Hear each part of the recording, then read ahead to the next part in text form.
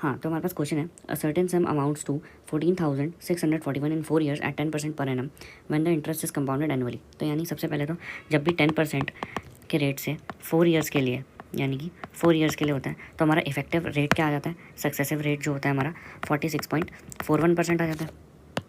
ठीक है, यानी कि हमारा जो रेट आ गया वो हमारा आ गया 46.41%।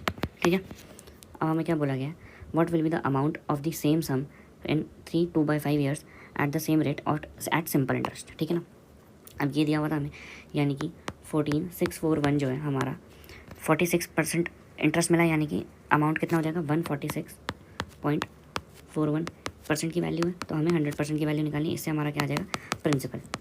ठीक है, प्रिंसिपल आ जाएगा।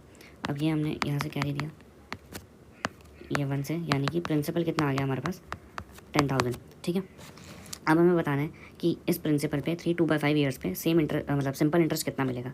तो ऐसा ही के लिए हम करेंगे 3 ईयर्स के लिए 10% के रेट से हमारा हो जाएगा 30%, प्लस 2/5 ईयर्स के लिए एट 10% हमारा कितना हो जाएगा इफेक्टिव रेट 4%, यानी कि टोटल हमें कितना मिलेगा 34% का इंटरेस्ट मिलेगा। ठीक है, हमें बताना है अमाउंट क्या हो जाएगा।